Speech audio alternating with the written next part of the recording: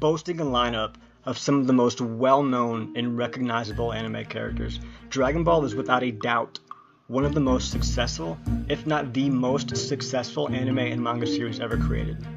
The show has reached an unprecedented level of fame that has transcended the medium, and even people that don't know the first thing about anime can instantly recognize Goku. The characters have evolved along with the anime itself, eventually becoming friends with even the gods. In this series, we will be discussing the story of Dragon Ball, the whole story of Dragon Ball, from the very first chapter of the manga up to the point that we are at today. Everything has a beginning. This is Dragon Balls. Off my sneakers to the ground, I do not jump, I move the earth down, bear witness to the genius of my sound, born at the bottom, but now I'm top. This is the first of a series of videos, and every time that I do a bigger video like this one, I'll be going back and making individual videos on the characters that are introduced, the various plot points that are interesting enough to talk about on their own, or to explain or clarify some things. But the first arc of Dragon Ball is known by one of three names, depending on who you ask. Either the Emperor Pilaf Saga, the Saga of Goku, or the Search for the Dragon Ball Saga. The manga was released in 2 volumes, the first of which was The Monkey King, and the second is called Wish Upon a Dragon. We're going to be starting in The Monkey King in the very beginning. Now, the first few episodes and few chapters of Dragon Ball tell about how Goku and Bulma met. Now, this is obviously one of the most important parts of the story, the whole Dragon Ball story, but it's also one of the funniest. It almost seems like the point of these episodes or these chapters are just to make sure that we're aware of the fact that Goku is retarded, for the lack of a better word, and also that Bulma is how to put this,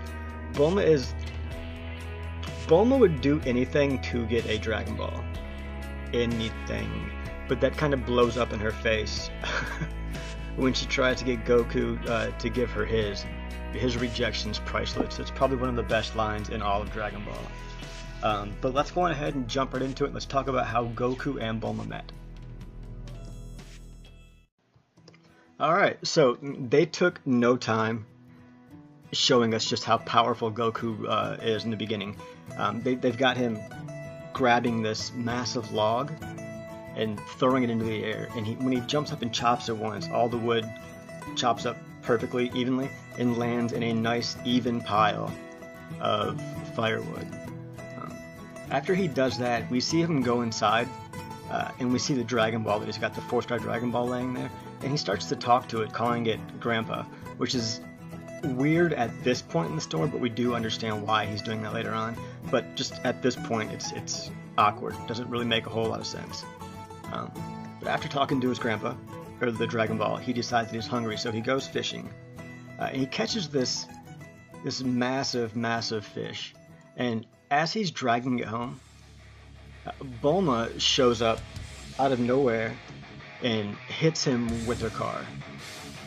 Now, you've got to remember at this point that adult Goku is retarded, so kid Goku is even more retarded. So when she hits him, he thinks the car is a monster that's trying to steal the fish that he had caught.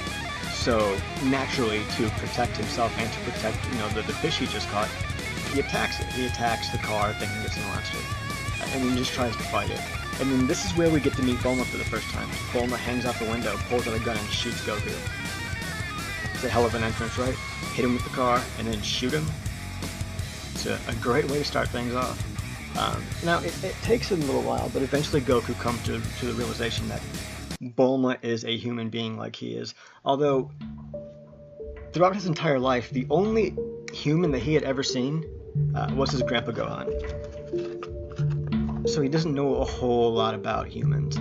He knows nothing at all about girls. So once he figures out that, she's a girl, he starts checking her out, looking around. He's looking for her tail. He's surprised to see that she doesn't have one. He just makes the assumption that girls just don't have tails. But eventually they end up going back to Goku's house. And then once they get there, Bulma sees the Dragon Ball laying on the dresser and freaks out because, come to find out, Bulma was actually in that area because she had seen Goku's 4-star ball on her radar, so she was looking for that. So she's super stoked when she sees it, and she goes to grab it, and Goku gets kind of angry about it. So she's like, "Let me show you my secret," and she pulls out 2 other Dragon Balls. And this just confuses the shit out of Goku. He thinks it's 2 more Grandpas because, like I've said several times, he's retarded. But this is where we, as readers, first find out what the Dragon Balls actually do. Bulma explains to Goku that, if you gather all 7 of them together, you can summon the Eternal Dragon, and he will grant you a wish. And Goku thinks that's awesome. But Bulma wants the Dragon Ball.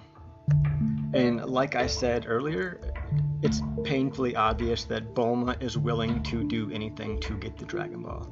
So when she's trying to get Goku to give her his, she offers him a little peek up her skirt. And the way Goku responds is probably the best line in Dragon Ball. One of the funniest things ever. She's like, "But just one quick little peek." He's like, "Why would I want to see your dirty butt?" And then Bulma flips because she's mad because my butt's not dirty. But then, like I said, she recognizes Goku's strength and realizes that he would be a good bodyguard while she's on this mission to get the rest of the Dragon Balls. So she asks him to come along. So she pulls out her little dragon radar and they check and see where the closest Dragon Balls are.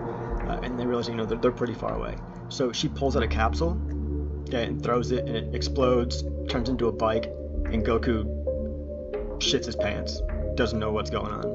And then he, of course, being Goku, pulls out his power pole and starts poking it, trying to figure out if it's going to attack him or if it's alive or whatever he's doing. But they get on the road, they're going, they end up pulling over. Bulma's got to pee. Goku's confused about why she's not just peeing in front of him.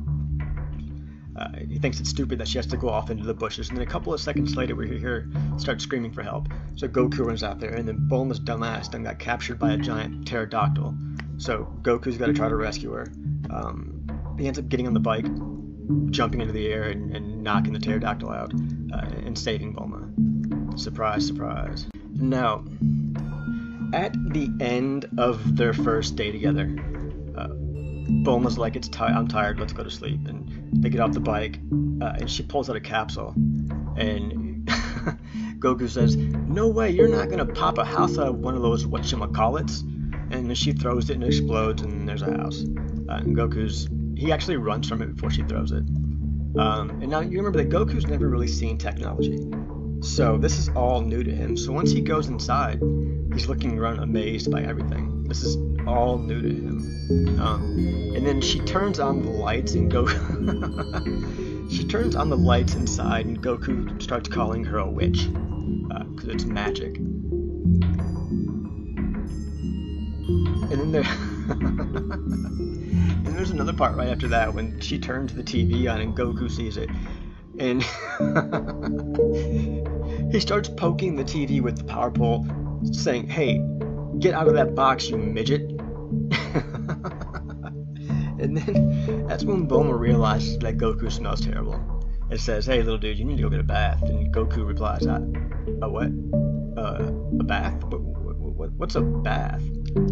Because he's 14 years old and he had never taken a bath in his entire life. But since he doesn't know what one is, unfortunately for Bulma, she's got to give him one. So she shows him how to wash and all that. And this is the part where she discovers that Goku actually has a real tail. She didn't think it was real at first. And then she just flipped out when she figured out that it was. A little while later, after Goku gets out of the bath, he's got dressed. Bulma decides that she wants to take a bubble bath. So she fills up the water, gets into it, and lays down. A couple of minutes later, Goku comes walking in and sees Bulma in the bathtub and sees her boobs and says, "So instead of a tail, you've got an extra butt." So he thinks that the cleavage, her boobs, are a butt on her chest, which is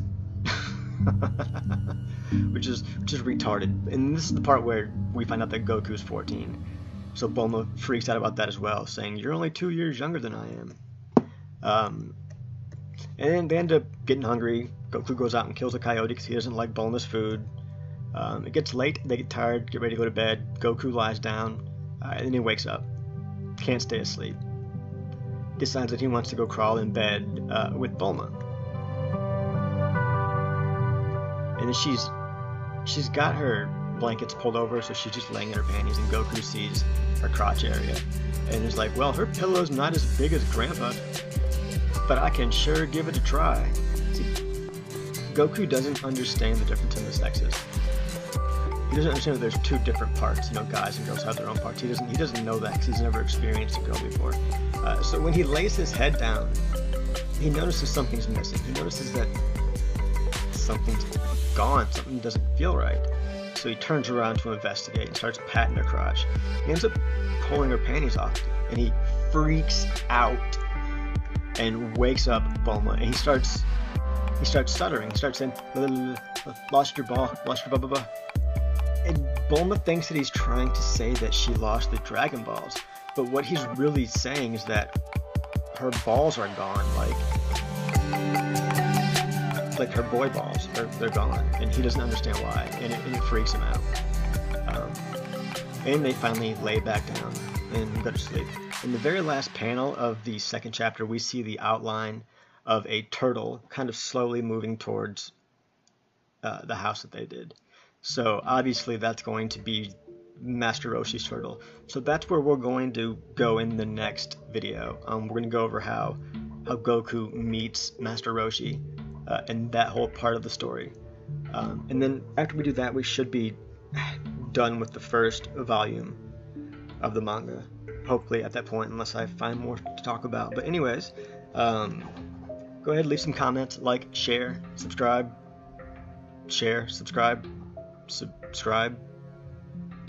like, subscribe. Don't forget to subscribe. Don't forget to subscribe. And I will see you guys next time.